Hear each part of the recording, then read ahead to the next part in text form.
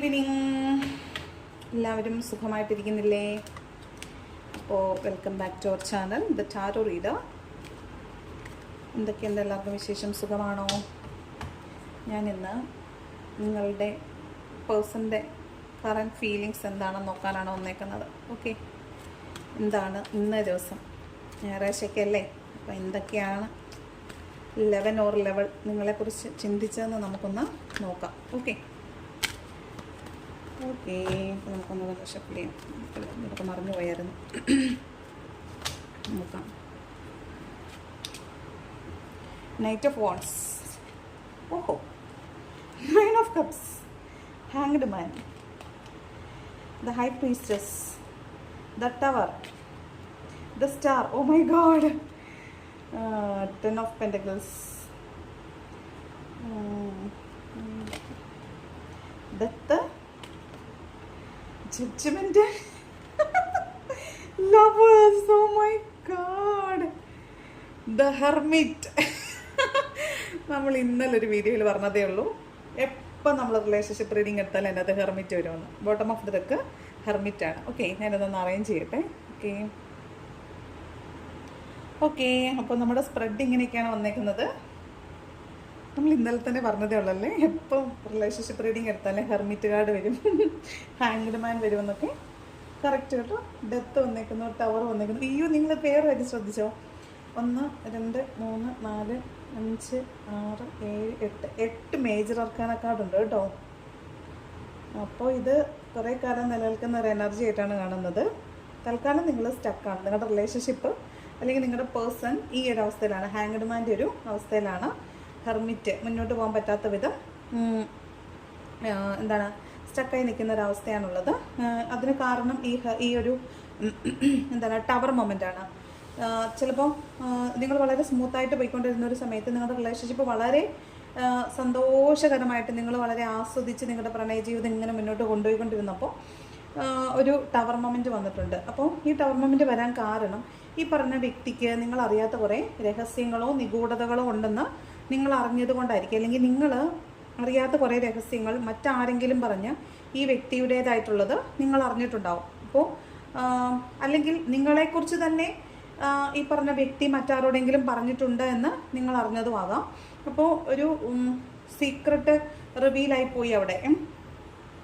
അതുകൊണ്ട് അല്ലെങ്കിൽ അയാളെക്കുറിച്ചുള്ള ഒരു ക്ലാരിറ്റി, അദ്ദേഹത്തിൻ്റെ ഒരു സ്വഭാവത്തെക്കുറിച്ചുള്ള, അദ്ദേഹം ആർ ലേഡി, അവരെക്കുറിച്ചുള്ളൊരു ക്ലാരിറ്റി നിങ്ങൾക്ക് കിട്ടിയപ്പോഴായിരിക്കും ഈ ടവർ മൊമെൻ്റ് ഉണ്ടായത്. നിങ്ങൾ തമ്മിൽ നല്ല വഴക്കുണ്ടായിട്ടുള്ളതായിരിക്കും.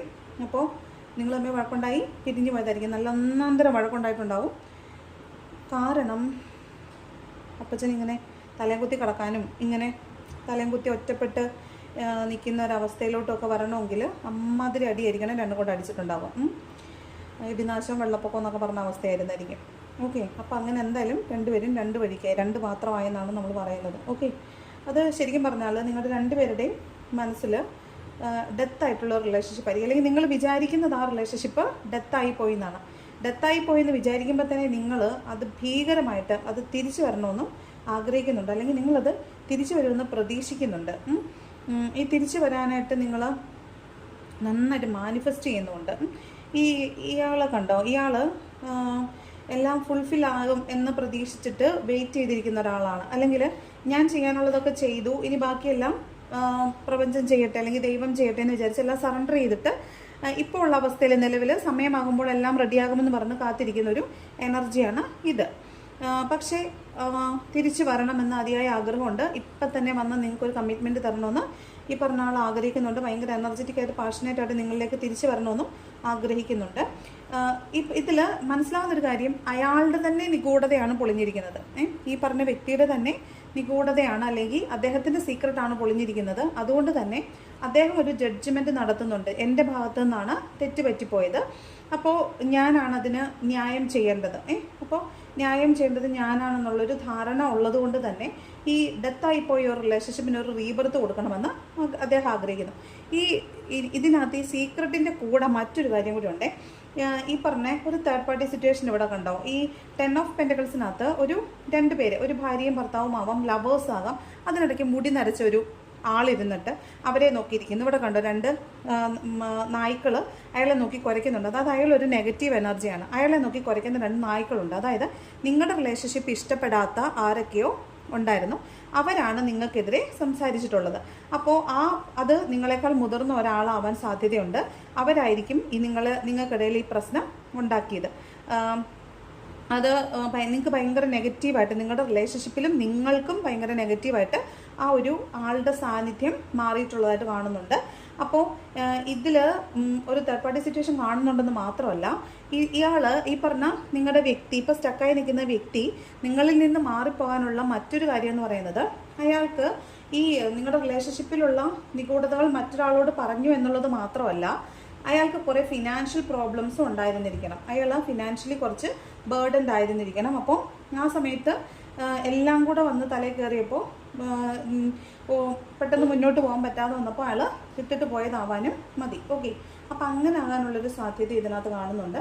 പക്ഷെ എന്തൊക്കെയായാലും ലവേഴ്സിൻ്റെ കാർഡ് വന്നിട്ടുണ്ട്. അപ്പോൾ ലവേഴ്സിൻ്റെ കാർഡ് വരുമ്പോൾ നമുക്ക് മനസ്സിലാവുന്നത്, ഈ നൈറ്റ് ഓഫ് വോൺസും ലവേഴ്സും സ്റ്റാർ കാർഡും എല്ലാം കൂടെ കാണുമ്പോൾ നമുക്ക് മനസ്സിലാവുന്നത്, എൻ്റെ പോയ റിലേഷൻഷിപ്പ് നിങ്ങളിലേക്ക് തിരിച്ചു വരണം, നിങ്ങൾക്കൊരു ന്യായം ചെയ്തിട്ട് നിങ്ങളിലേക്ക് തിരിച്ചു വരണമെന്ന് വിചാരിക്കുന്ന, പ്രതീക്ഷയോടെ കാത്തിരിക്കുന്ന ആളാണ്. അവസാനം നിങ്ങൾ തമ്മിലുള്ള ഒരു റിയൂണിയൻ തന്നെ സാധിക്കുമെന്നാണ്, നടക്കുമെന്നാണ് നമുക്ക് ഈ കാർഡിൽ നിന്ന്, ഈ സ്പ്രെഡിൽ നിന്ന് മനസ്സിലാവുന്നത്. അപ്പോൾ നിങ്ങളുടെ പാർട്ട്ണർ അല്ലെങ്കിൽ നിങ്ങളുടെ പങ്കാളി ആരായാലും, നിങ്ങളുടെ ലവർ ആരായാലും, അവർ ഇപ്പോൾ നടക്കുന്ന അല്ലെങ്കിൽ നടന്നു പോയ സംഭവങ്ങളെ ഓർത്തിട്ട് വളരെ ദുഃഖിതനാണ്, ഒറ്റപ്പെട്ട അവസ്ഥയിലാണുള്ളത്.